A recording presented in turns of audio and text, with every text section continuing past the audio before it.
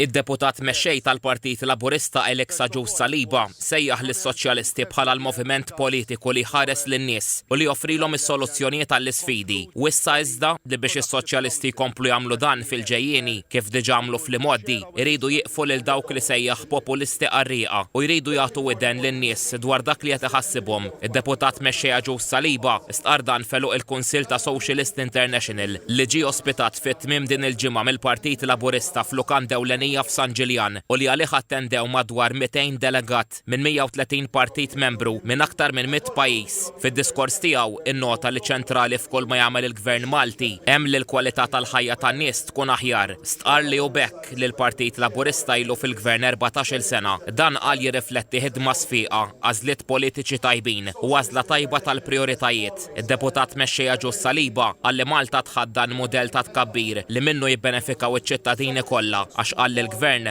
politika progressiva qed jagħti lura lin-nies kemm jista' u jqis li jqassam il-ġid ma' kulħadd u fisser il-laqgħat f'Malta bħala produttivi għalkemm qal li saru fi żminijiet ta' sfida għall-Moviment Soċjalista għax il-lemin estrem qed jirkeb fuq l-inċertezzi tan-nies fosthom dwar il-gwerer u l-inflazzjoni u qed joffri dawk li sejjaħ soluzzjonijiet populisti. Wera tħassib ukoll għal fatt li l-komunità dinjija trid tistrieħ fuq dak li sejjaħ pjan ta' paċi ċiniku ta' Trump biex jieqaf il-ġlied u biex jieqfu jinqatlu n-nies. Hawnhekk ċanfar lin-Nazzjonijiet Magħquda u lill-Unjoni Ewropea talli fallew milli jwaqfu lill-Iżrael u dan qal jimlih bdieqa u b'mistħija. Id-deputat mexxej tal-Partit Laburista stieden lill-Moviment Soċjalista biex jiġib soluzzjonijiet urġenti fġieħ il-paċi u s-saltna ta' dritt.